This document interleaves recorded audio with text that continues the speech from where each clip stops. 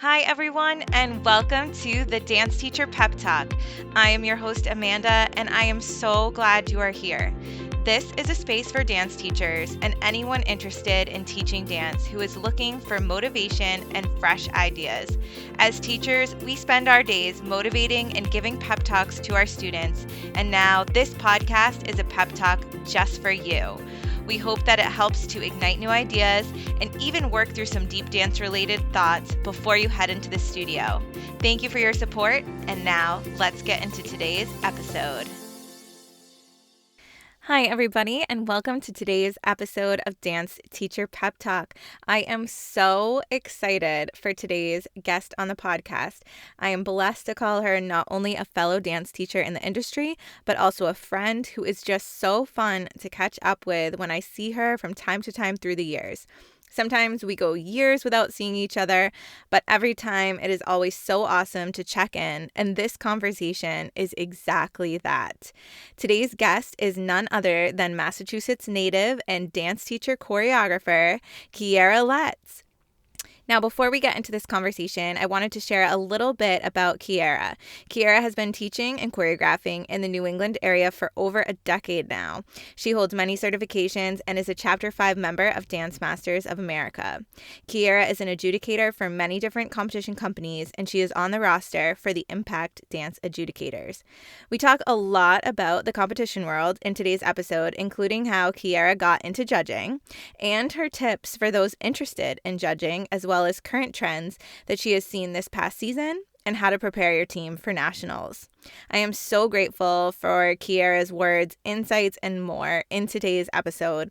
So let's get right into it. I am so happy to welcome Kiera Letts. I am so excited to have Kiera on our podcast today. So Kiera, thank you so much for being here. I know you have a very busy schedule. I am just so grateful that you are here. Yeah, no, I'm so happy to be here. I'm excited it all worked. Yay. So, the first day I met you, it's been a while. We've known each other a long time now, but something that sticks out the most when I met you was the energy that you have. It's like absolutely contagious. And even when you're not like leading the classroom, just like when you're in conversation, you have so much passion for dance and so much passion for just life. And you have such a nurturing, caring energy to you that I really feel like drew me towards you, and also to have you teach your master classes and things like that. And so I'd love for you to share a little bit about yourself, because I know you, but I would love for the audience to get a sense of who you are too. Yeah, no, perfect. Oh, that just made my whole day. Thank you. Well, first things first, I was judging this past weekend, so my voice is absolutely atrocious. So I apologize in advance. But so I am originally from Beverly, Mass. I grew up dancing there. I went to Fitchburg State, and then I started teaching when I was 19. I actually just found a school that like a studio that was there, just because I wanted like money on the side, and ended up just falling in love with teaching. Like, it was never what I was planning on doing at all. And then the last 12 years have been history, and now it's just kind of all I know. I grew up dancing, I grew up competing. I've always just loved dance, but I didn't realize how much I would love sharing what I do with others in the next generation. That's so interesting for me to hear, because honestly, I didn't know that was not like your dream or your path, because you just have such a natural like inclination towards what you're doing. So if you hadn't gone the dance teacher route, what was your path? So my plan actually was to be a dentist. Oh, wow. Okay, Yeah. that's totally different. Yeah. Okay. So from almost dentist to dance teacher and traveling all over with judging and all of that, as you have built up your career and your teaching, do you sort of have any type of like a teaching philosophy or like a mission statement in a way of what your mission is as a dance teacher? Like, what are you setting out to do in your career? Yeah. So I never really had like never like a really like end goal. But there's always like one thing I kind of always say to my students, whether it be my actual students or if I'm teaching a master class or like if I've set choreography and the kids are about to go on stage. I always say live it, love it, leave it. So live in the moment, love what you're doing, and leave it on the stage. I actually have it tattooed on me as well. It was actually the first thing I ever said to my group of dancers that was like my first ever like competition team. And I actually still have two of those girls with me today, and one of them is actually a senior. Isn't that like the weirdest thing? Like I remember when I hit my first year of like you had your first year dancer and then all of a sudden like they're graduating. Like the first time that happened for me, it like really threw me because like the years did not seem like they went by that fast, but like it was already there. It was Yeah, crazy. there is nothing crazier than watching like the kids you've had from day one now be, old enough to drive, and now they're going to graduate high school and they're going to go off to college. And it's just, it's like a surreal moment because I'm like, wait, aren't I still that age? Like how how am I aging and like not aging, and then they're now my age as well. It's so bizarre. Oh yeah, I can completely relate to that for sure. Like sometimes I'll be this year, this was a big awakening for me. So like I'm also the competition team coordinator at the studio that I teach for and I always am inputting birthdays. And so like this year I'm inputting birthdays and I'm like just like doing the thing and all of a sudden I noticed that the birth dates of my seniors are my graduating year of high school and I was like, "Oh my gosh, this is weird." Yeah, such a full circle moment. Our kids are like, yeah, I was born in like 2012. And I'm like, what? Like, Yes. how does that even happen? It just doesn't, it's so surreal. It really is. But I know I have loved seeing your growth with just yourself as a teacher and also too like with your students because I can really tell just like how nurturing you are with your students, but also like the energy that they give back to you. Like I can just tell like your students absolutely love you, love being around, love to like receive everything that you're giving to them and so I'm curious is there even within all of that do you have a favorite style that you teach or did you feel that you give that much love and passion to all of the styles that you teach?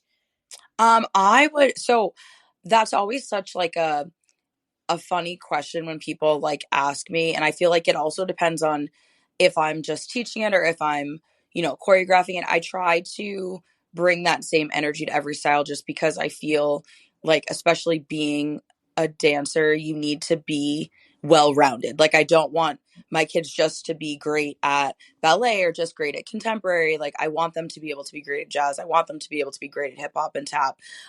So I definitely teach all styles. I would say my favorite style to teach would definitely be jazz.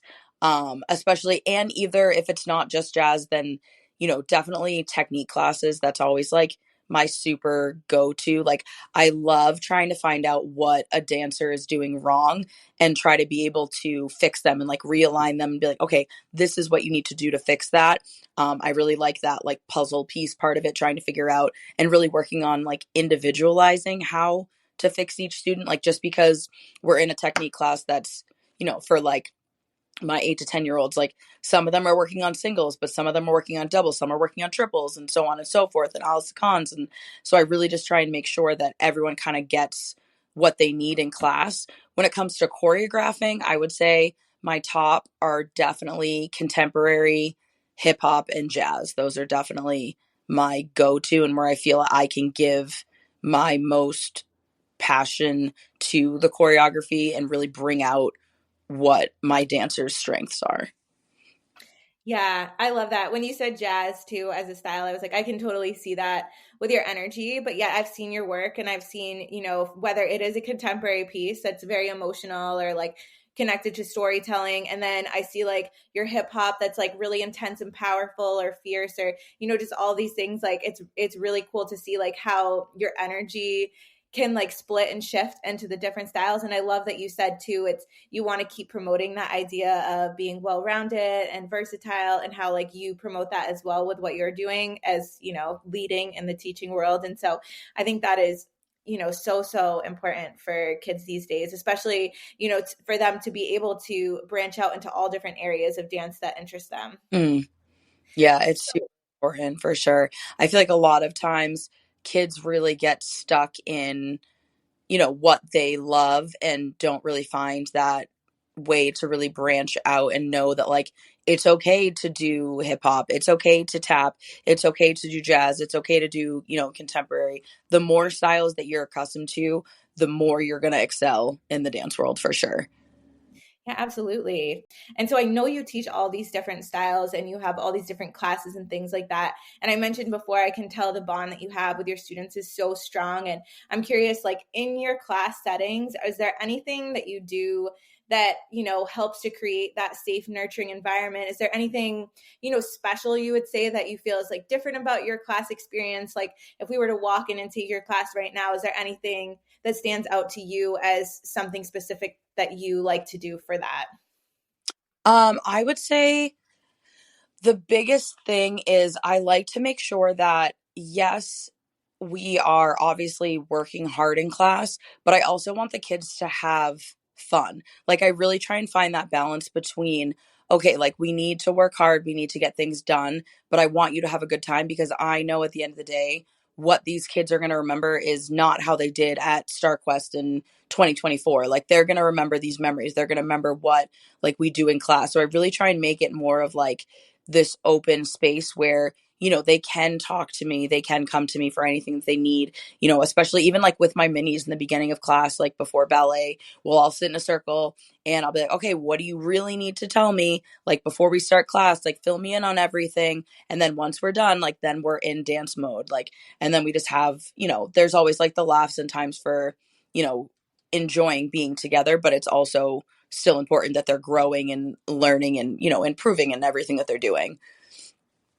Yeah, I love that. I think it's so important because, dance can be so serious and yet like it's so important to remember why we do it. And if we are always like working hard and not like ever having those moments together to like talk about things or to have fun or to, just to share each other's energy, I feel like it could easily get very lost and disconnected. And so I think it's so important, like you were talking about, to just make sure that there still is that fun element there with your classes. Yeah, it's just I feel like a lot of times, like especially when it comes to competition dance, it's these kids get so focused on, we need to win and all these other things, but if they're not enjoying what they're doing, like at the end of the day, like it's about that improvement and that growth as a dancer and getting out there and doing the best you can. Like I try and tell my kids all the time, like, you know, not many people can say that they do this, that they are able to get on that stage, by themselves, especially for like a solo or like go out there and really dance on stage. So just focus on dancing for yourself and building that team atmosphere. It's really just, it's not about winning. Winning is great and it's, the icing on the cake for sure, but it's really not what we go there to do.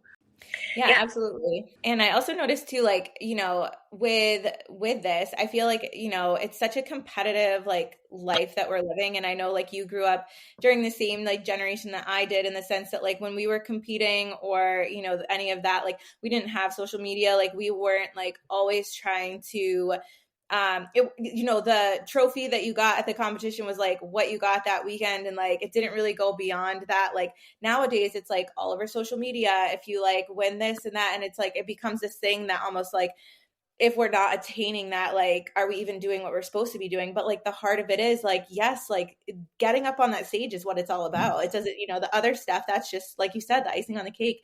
And I feel like it's so different for kids these days of like this particular generation, because for us, I never felt that pressure. I mean, I definitely felt like the competitive drive, but I didn't feel the pressures that I think a lot of the kids face these days. Oh, absolutely. There was not like we didn't need to have like a dance account Instagram. Like it didn't matter how we did cuz like you said, like people forgot about it right after. Like we had the trophy like in the studio and that was great, but it wasn't posted everywhere, you know what I mean? Like now these kids are posting everything that they got at competition, and it's the social media is just absolutely wild in this generation. I'm so glad we grew up when we did for sure.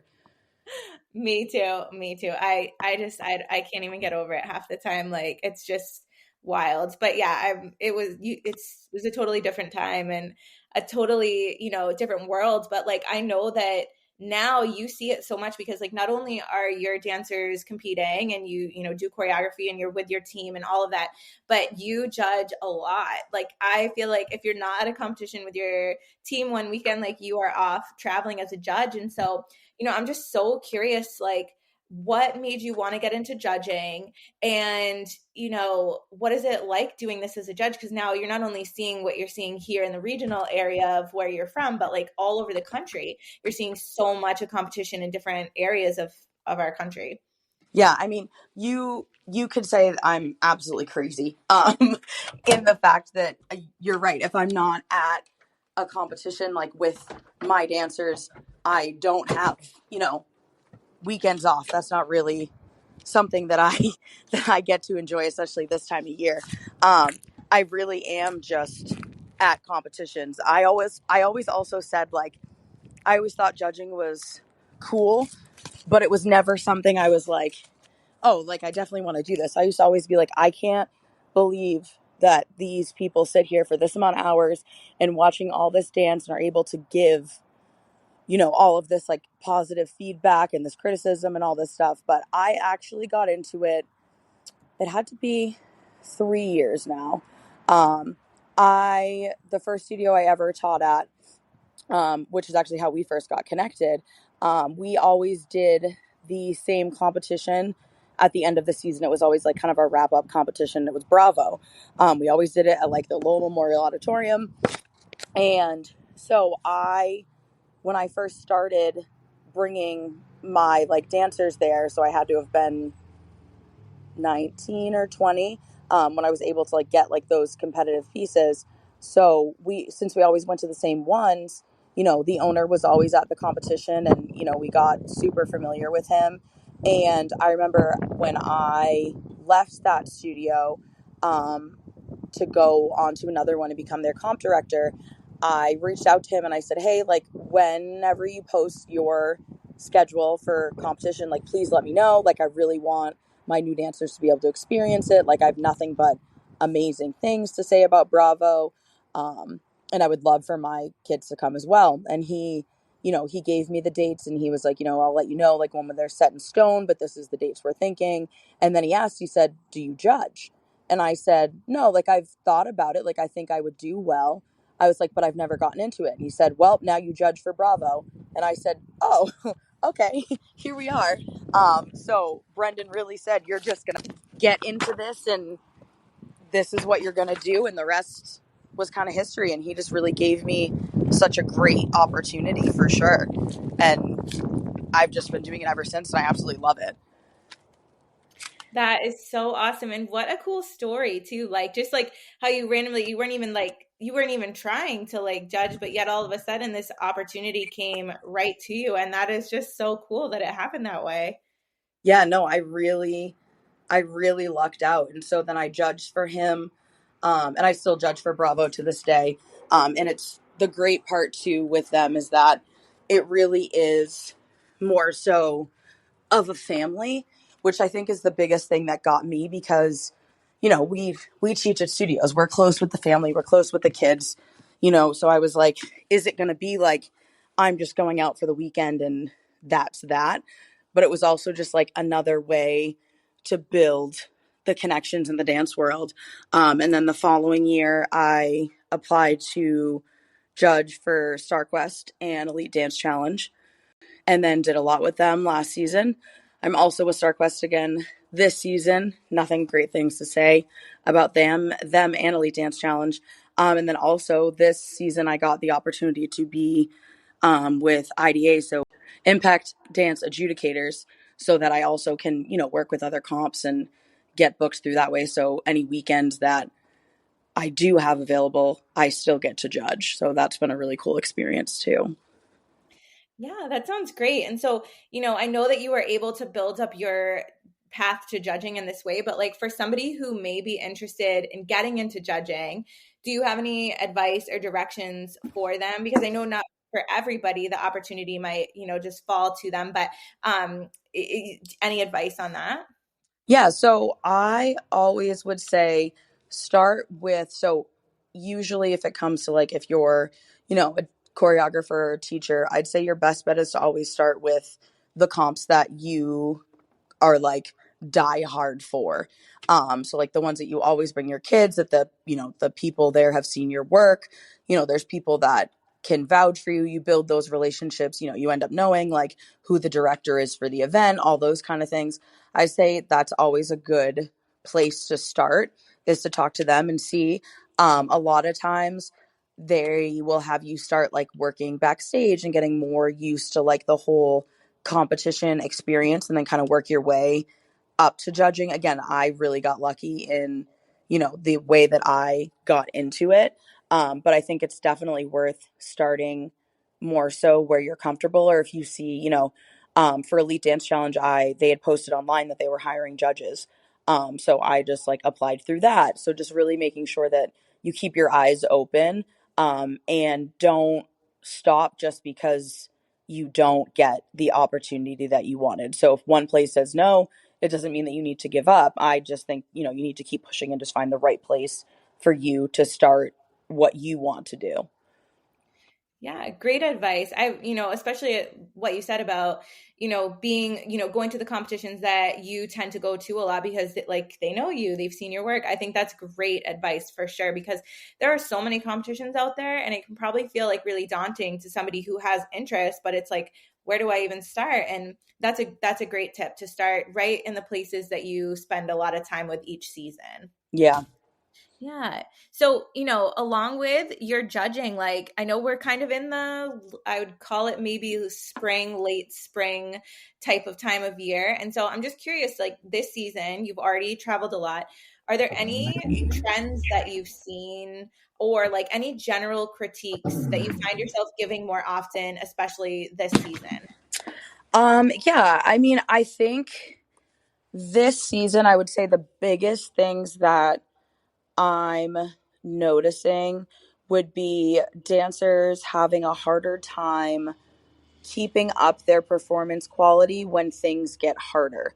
So when they have, that triple pirouette, when they have that turn sequence, when they have, that leg extension that they need to balance in, still being able to perform and still give that face and enjoyment throughout their performance, or that emotional face, whatever it is, the style that they're doing, but being able to commit to that throughout, I would say is one of the really big things. Another one is definitely finishing their lines. So I'll see, I've seen so many gorgeous, talented dancers, and I'm lucky, and they'll have like a slight bend behind their knee, or they won't, hold it all the way through to their music, or they're not stretching through the top of the ankle down to the tips of the toes.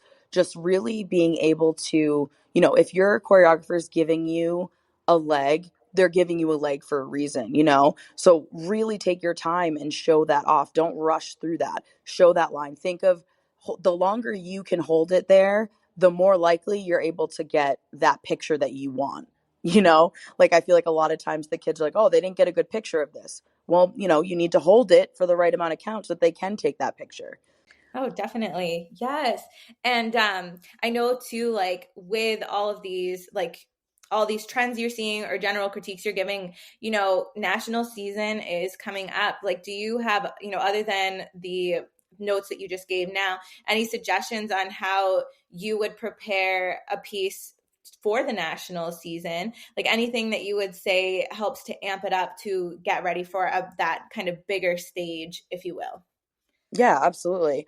And it's funny too, actually, the studio that I teach for, we are going to nationals this year. This is our like on year, because we do every other year. So definitely getting into that mindset of knowing, once the end of the comp season is over, it's not really over. I feel like it gets hard, especially when it comes to nationals, because not just because the kids are, burnt out from doing the piece so much, but also for the teacher and the choreographer, whoever's cleaning that piece, they've cleaned it for so long at that point. So what I always recommend is going into it with a different mindset. So whether it be, thinking of new ways to clean the dance to make it more fun, Um, the biggest thing that I've been doing with my dances lately, just because, we have been to a couple competitions now, and, we have two more to go, but, we've cleaned it the normal ways and everything, looks great. But I always, tell my dancers, like, no one's ever going to be perfect. That's not a thing. So there's always things we can fix. So how can we find those new things? So one thing I started doing is actually kind of playing like a freeze dance game version of it. So not like the normal, just like if there's, we freeze when there's something wrong and we fix it. Um, I like the biggest thing I've noticed a lot in my dancers in particular is sometimes we tend to rush through our movements. So instead of finishing like that full 8 count or treating it as a sentence, like this is the punctuation, we go on to the next thing without finishing one. So when I freeze that music, everyone needs to freeze exactly where they are. And if someone is, already continued on to the next part, or they held it for too long and they're behind, if everyone's not exactly where they need to be, then we have to do like 5 V-ups or 5 push-ups or some sort of strength and conditioning thing. And every time I pause the music, if there's something that does need that work, then I'll add those 5 things that we're working on at the end. And then at the end of the dance, they have some sort of like conditioning thing that they have to do. Um, and so that's like been a fun one, because we'll freeze the music and they'll be like, oh yeah, like everyone's doing the same thing at the same time. And it just like, it kind of makes it more exciting, instead of just like, okay, now we're going to clean the dance again. Like, just finding new ways to keep it fresh for the kids and fresh for the choreographer. I also recommend, if there's other staff at the studio, having them look at the dance, get that fresh set of eyes, even though, yeah, they've seen it, but, have they seen it in the studio? What do they notice from that outside perspective? Um, I just love cleaning dances, which is such like a weird thing, because some people just don't like that, but I like to find, what's wrong. So just fun ways to really go into that and play games, go over the counts, go over whatever, the word is that they need to do this, just things outside of the box to really just bring that level of nationals prep, but also bringing the fun at the same time is super important. Yeah, those are excellent tips. And it kind of makes a lot of sense too, like having gone back to like when you were talking about how you love giving technique class because you like look at it almost like as a puzzle. Like I kind of can see that with how you probably approach your cleaning as well. Like how can we make, how can we fix this? How can we get it into the place that we want it to be? And just like, diving into it from there. I think that is such a also a fun way, like you said, so that it is, preparing, but also like keeps it lighthearted and exciting in a way for, especially because with nationals, it like sounds like a lot more pressure, like nationals. It's a much Mm-hmm. bigger praise than the regionals. So yeah, great ideas there. Oh, another trend that I've noticed, which I've noticed this one for years, but I've noticed it a lot this season, is bent arms in an aerial. Really just drives me crazy. The amount of people that just like tuck their arms in and their heads are like so close to the ground because they're not using their arms. If you use that swing, if you have that full circumduction before you come down, it's really going to give you that height that you need. And I think a lot of dancers get stuck in the fact that, when they were learning their aerial, they were afraid. So they tuck their hands because they were like nervous. And then it becomes like almost like a bad habit. And so I've definitely had a lot of times where I've had to say, okay, no bent arms in our aerial. Okay, well, that's really good to know. And just like a thought too, like I feel like nowadays you see aerials in a lot more pieces a lot of the time. Like, do you feel like there's, more of a surge in seeing, like, I'm not going to say like tricks, but like, I guess like aerials or like acrobatic movement added into other styles of dance? And like, because that never used to be a thing. Like, Mm-mm. um, and now it's so different. It almost makes me feel like sometimes people feel like they have to have it in the piece, like for it to be successful. And then like maybe those students aren't like super ready to have that particular skill in the piece, but like, oh, we got to have an aerial in here. Like, let's just put this in. Like, do you notice that at all? Or Yeah, I've seen a lot of that. Um, if that aerial isn't super consistent and you're not hitting it, obviously there's gonna be off days, but if you're not hitting that 90% of the time, then why put, yourself or, your dancer in that situation where they're going to be stressed when they get to that part.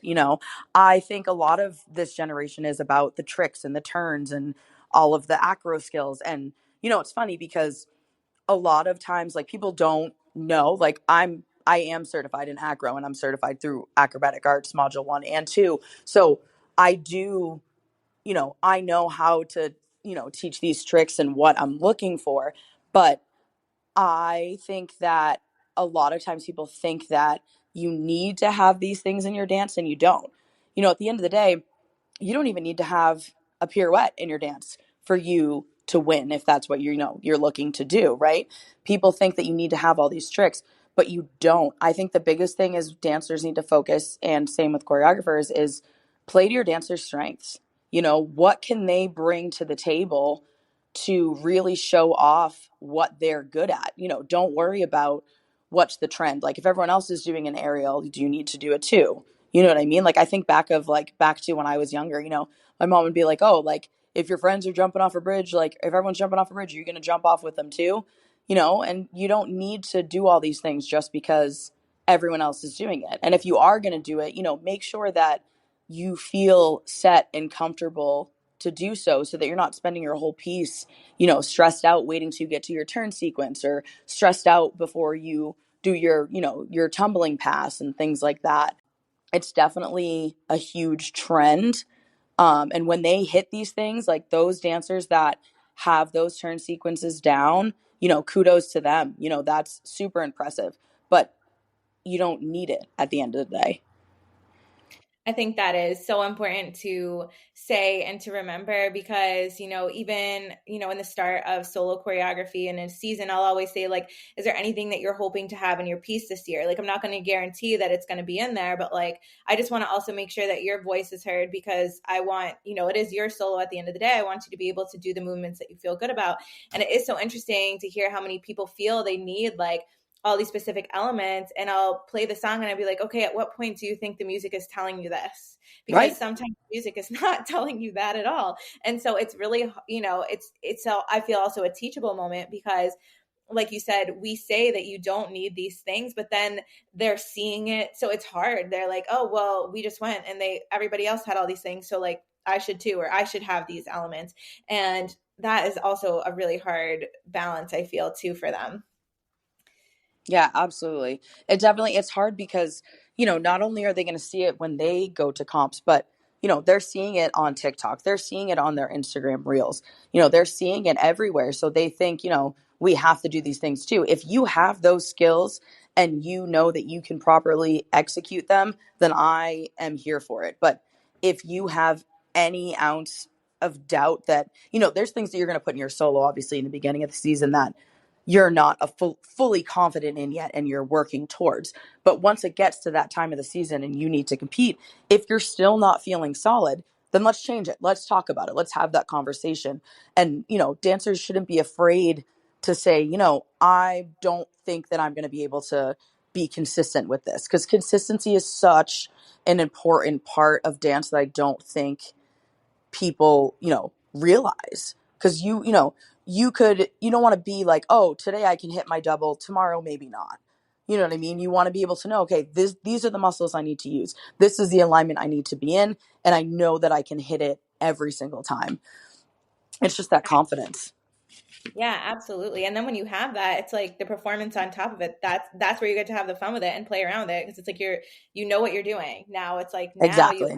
add the feeling or add, what you love, dance. It's not just the technical, but also the performance for sure. So yeah, I know we've talked a lot about like your judging perspective, but I'm so curious too as your choreographer perspective. And I always love to ask, but is there any like process that you particularly have with choreography, or is there ways that you pull inspiration for new pieces that you're creating? Like what sparks your inspiration to create a piece? Yeah. So it's actually really funny that you bring that up. So I am a very different from a lot of my colleagues in my process to like choreograph pieces. So I can't plan ahead. Like, I'm not someone that can write down my choreography or know, exactly what I want to do or anything. Like, I really just come into the studio with the song that I know that I want to do for my dancers, and I'll play it and I'll call it, oh, like, give me a second to vibe. So I'll just like listen to it, and then I'll be like, okay, we're going to start and we're going to do this. And then I kind of just go with the flow from there. I mean, when it comes to some of my younger ones, it's definitely more so like a little bit of a longer process because, yes, we're not going to add on a ton because I am doing it at that time. But when it comes to my older ones, it's kind of a really good way. So I can be like, I'm envisioning this. I want you to kind of do this move. And then I want this leg to be here. Let's play around with this transition of how we're going to do it. And then I'll be like, okay, we need to do this to get to there. So it's kind of a on the go kind of process, um, which definitely would stress a lot of people out. But it really has just been all I know and how I've really ever worked with my choreography. And when it comes to, picking the songs, when it comes to anything, more so contemporary, I'll really go. I'm a super like emotional dancer, and all of my dancers are very like emotional and tell that story. So I will just listen to music in the car anytime I'm in my car, and I'll listen to a song and I'll be like, this is it. This is what we're going to do. And then I'll listen to the song on repeat and like, is there a message that I want to tell behind it? Is there, a prop that's going to make this come to life more? Or is it just going to be, straight up dancing, straight up emotion? This is what we're going to do. So there's a lot of car envisioning as well. It's Yeah. definitely a weird process, but it works. No, I totally understand what you're saying because like a lot of what you are saying, I myself do. And actually like one of my biggest mentors growing up, like she was the exact same way, like did not prepare choreography ever, And it was so interesting because I love seeing like how different people choreograph and like their process because, like you, it's like you're just coming in and you're seeing what's in front of you and you're kind of like molding and creating it into life. Whereas other people are very like in their head about it, like they're like inside thinking Mm-hmm. about what they see. Like I can be very inside my head, and it's just so cool to like hear what other people do. I always find that so interesting, and I know that's how you process choreography, but when it comes to like class combination, do you also do it on the spot or do you pre-plan those? Yeah, so I, for the most part, like, and it sounds so bad, but like I really just wing it in class. Like, Yeah. I will prepare if I know like, okay, these are the things that we really need to work on, like, because I teach most of the classes that I go to teach, if they're not like team classes, are those, technique classes or leaps and turns. I'm like, okay, like these are the things I know we need to work on. Recently, like sometimes I'll see like really good things like on Instagram reels and things like that. I'm like, oh, that's a really great idea. So, I'll save it, and I'll like come back and I'll like write a list of things that I know eventually I want to do, and I kind of like pick and choose from there. Sometimes I don't even have my list and I'm like, all right, this is what we're going to do, and I kind of just flow with the class. And if I'm noticing, okay, like we definitely need to work more so on this, or like the kids are really excited about this, like let's do this today. It's kind of an all like go with the flow, which is really funny because I'm not like that in real life. I'm like a super planner. Like I live by my planner. Everything is color coded. I always know where I need to be. I hate not knowing what the plan's going to be. But when it comes to teaching, I think it just gives me that freedom that I kind of restrict myself from in life. So I kind of just really go with the flow and do what's best. And I'm a super stickler for like, especially with my little ones, like I like to do the same things every single week just so that they're getting, that comfort. And, it's like school, you know what I mean? They're in that routine. They know what they're going to do. They know what to expect. And then each week I'll try and add on like a little something more if they're, ready for that kind of thing. So I really just wing it.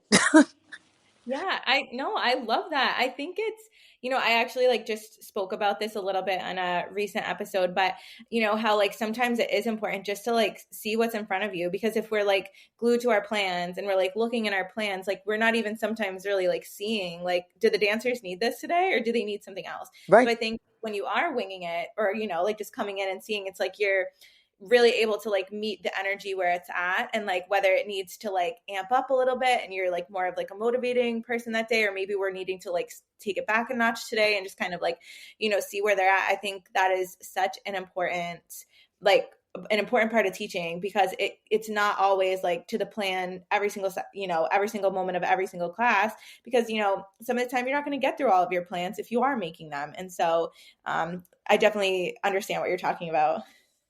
Yeah, I feel like if I came in with plans, there's been certain times where like I'll try to like pre-plan choreo, like sometimes more so when it comes to like recital dances or like younger kids and things like that. And then I look at my notes and I have no idea what I'm talking about. So I just have to do it on the spot anyway. And a lot of times if I, go to ever plan like a whole class, then if I don't get to what I thought that I was going to get to, then I more so like get frustrated at myself, which obviously it's not a huge deal, but being such a planner that if I have that plan in my brain, I have to follow through with it. So I feel like a lot of times if I just don't have a plan, then whatever happens in class happens. I can relate to what you're saying about plans and stuff like that, because like I feel that way about my to-do list sometimes. Like, I Hmm. have it for the day, but if I don't get it all done, then I feel like, oh my gosh, like upset about it. But tomorrow's another day. Like, just can it roll over to tomorrow? So definitely going with the flow more for sure. Now, I know we've talked about like a lot of the beautiful things in your teaching and in your career and the traveling that you're doing for judging, but with Dance Teacher Pep Talk, a huge part of it too is, like motivating and re-sparking, especially, during difficult times. So I'm really curious, and it's okay if you haven't gone through this, but I just wanted to ask if you have ever had a period of challenge or a time of burnout in your career so far, and if you would also be open to sharing how you processed through that.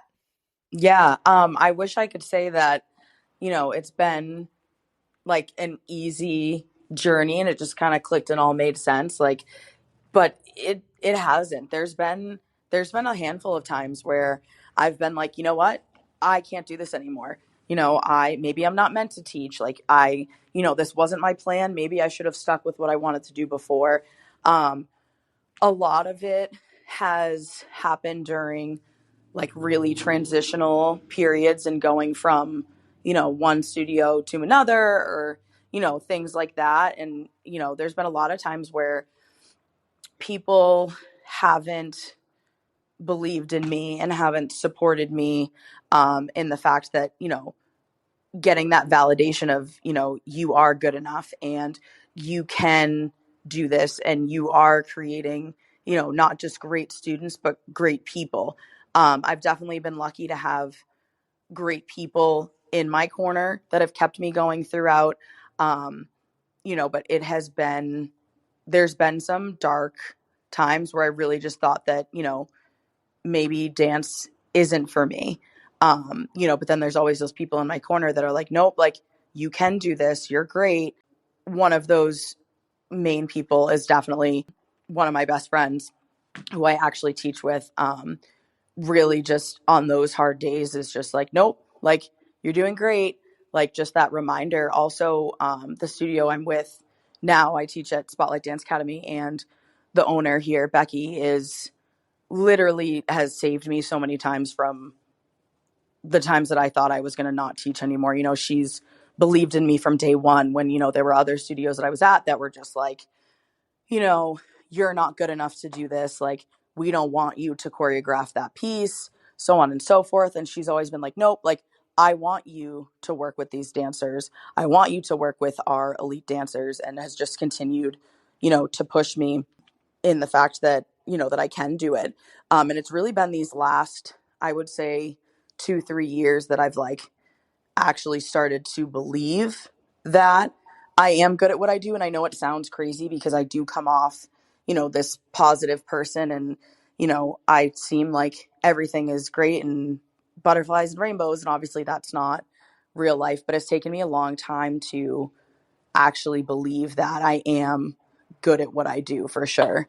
Oh yeah, I feel like that comes with teaching to like time and your teaching. Hmm. because when you were speaking on your path, though, like I haven't had a lot of the instances like that you were sharing about. Like there were so many times where like I did not believe in myself, and I wasn't like, if I wasn't being told that, like I really felt like I wasn't good enough.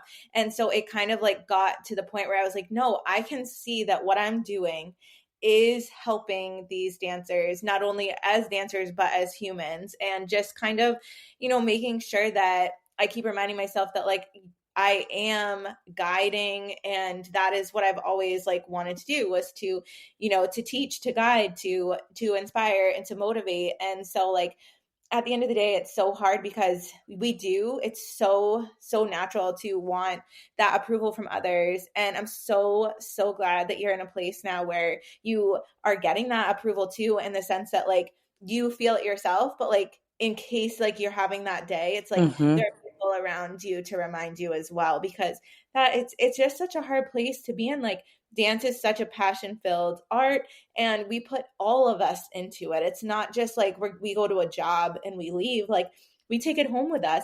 And so it's when we invest so much of ourselves, it just has so much more like weight to it also. Yeah, and like you said, like we do take it home. This isn't like a 9 to 5 kind of job. This is an all day, every day kind of thing.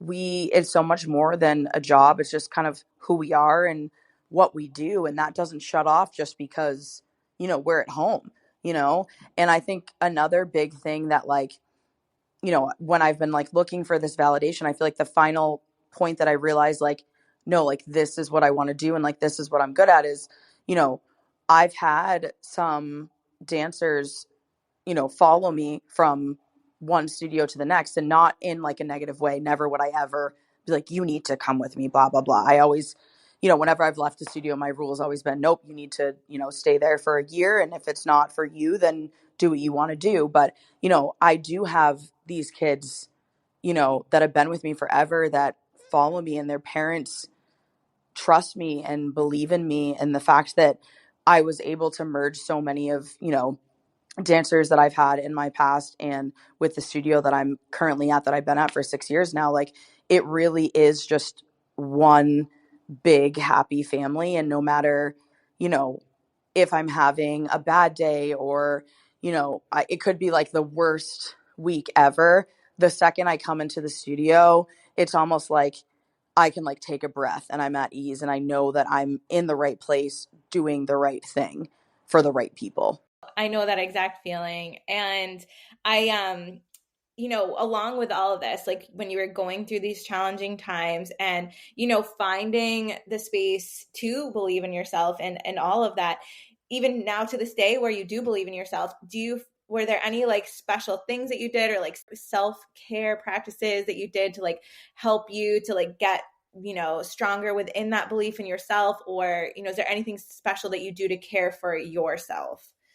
Yeah, a big thing that I like to do is still continue to dance. So whether it be, going to some sort of convention or, something for dance teachers or something, and obviously like it's still always dance related, which is so funny, but going to doing these extra things and finding ways to continue my training so that I don't feel that, if I feel like if I stop, then I'm stopping for my dancers and anything else that I'm bringing to them. And then, so not only like going to do those things and training in new things, I also just love to come to the studio and just improv and just move.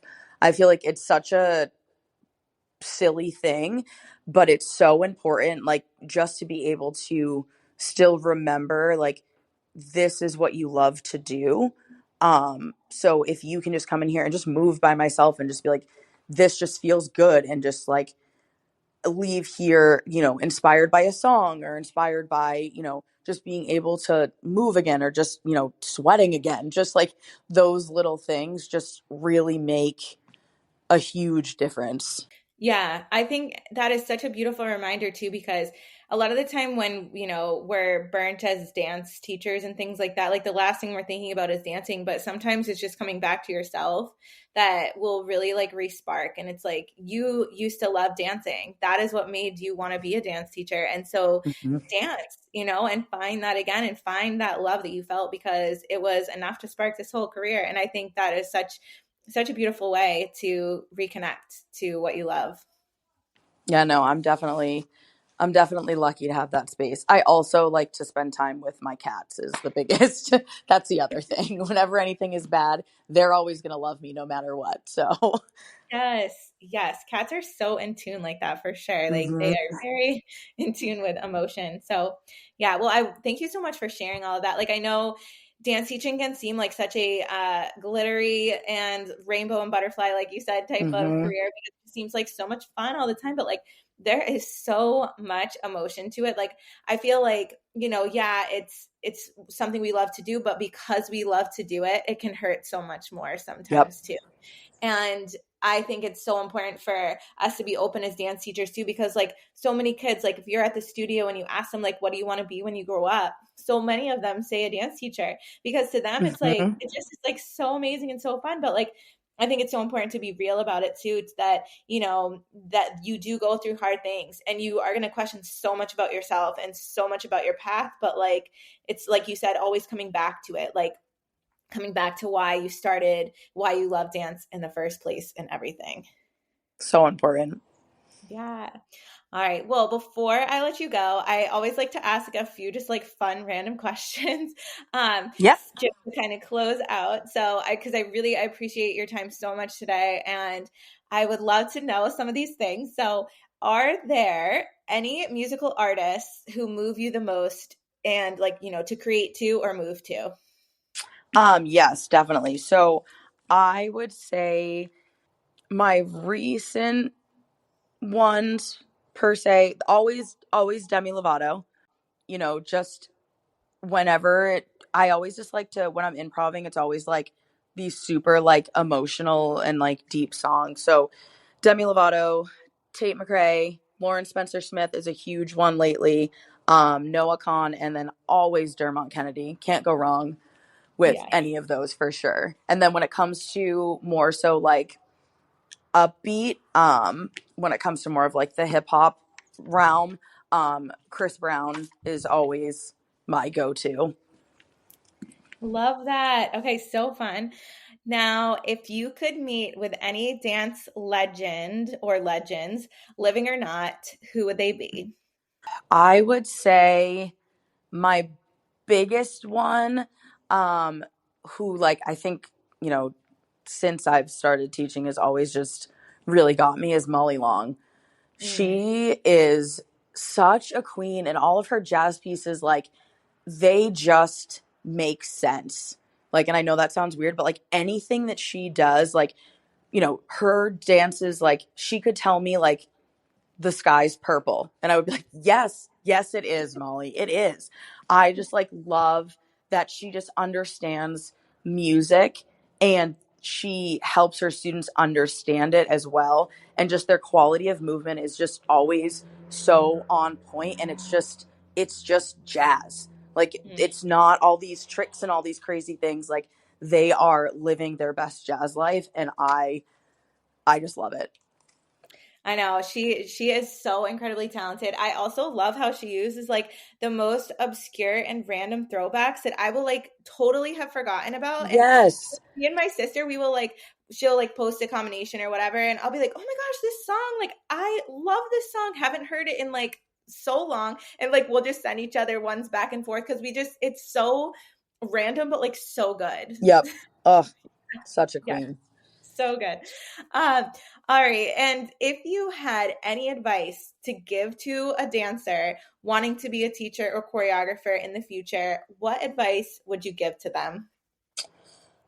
I would say the biggest thing is always remember why you are doing this and why you love dance so much. And always make sure that you're asking those questions and always be willing to learn more. Like, just because you're a dance teacher and you get to that point and you've hit it, and your kids are winning all these things, like, it doesn't mean that you have all the answers. You know what I mean? And I think that's just so important to remember, that we're still always learning. Every day it's something new. We have to keep up with all, the generational things that are happening and all the trends and everything. And, always being willing to learn and just never stop until you are hitting the goals that you want to get to. Yeah, so important, especially because I love that you said that you all are going to be always learning. Like Mhm. you don't know it all at any point in your career. You're always learning, and I think that is also something that draws so many people to dance teaching in general as well, because you're always opening new ideas, opening new boxes, learning new things, and so I love that advice that you just gave. All right, so to finish off, I would love for you to share, if you'd like, how we can find you on Instagram, or like wherever it is best that we can reach you, whether we have questions after this episode, or you want to see what you're up to and to see all your work and all the beautiful things that you post. So how can we find you? Yeah, for sure. So for Instagram, it's Miss underscore Kiera, Kiera 28. I also check my email quite frequently, which is Kiera N Letts, Letts 28 at gmail.com. And then I do have a Facebook, which is just my name, Kiera Letts. And then I do always try to, by the end of the season, always update my YouTube channel, which is also just my name. So I have some pretty crazy throwback dances on there, filled with all of more so of my new work. But All right, awesome. I will make sure to include all of that in the show notes. But thank you so much, Kiera, for being here. It meant so much to have you on. I love your energy. I love what you have to share. And I know you have so much insight from all of the dancers that you see across the country. So I'm so grateful that you were able to do this. yeah, no, thank you. I'm so excited that you could have me and that the time finally worked. I always just love connecting with you. It's been such a long time now, so it's kind of crazy to see us so like full circle and like actually like grown up now. I, I know, it's funny. I know, I love that though. I am so, so glad that we connect. And it's so funny because we could go a whole season or multiple seasons and not even see each other, but it's always so nice to catch up with you. Always, for sure. So, once more, I just want to thank Kiera so much for her time, words, and insight on today's episode of the podcast. I hope that you all found it as insightful as I did, and I learned so much about the judging side of the competition world, which is a world that I am not really a part of. I mean, I'm a part of the competition world, but not the judging side of things, and I really learned a lot from her in this. And also, too, just I always love hearing about different teachers' approaches to class and how they have their own philosophy and methods of teaching. And I just love hearing about that always. So I hope that that also brings some inspiration to your day as well. If you are enjoying the podcast, I highly recommend that you follow the podcast on the platform of your choice so that you get notifications anytime a new episode airs. And don't forget to follow us on Instagram at Dance Teacher Pep Talk, where I share weekly class tips and resources to help further inspire you in your week. I want to thank you all so much. Your listens and support mean so much to me. I hope you have a wonderful rest of your week ahead, and thank you for listening.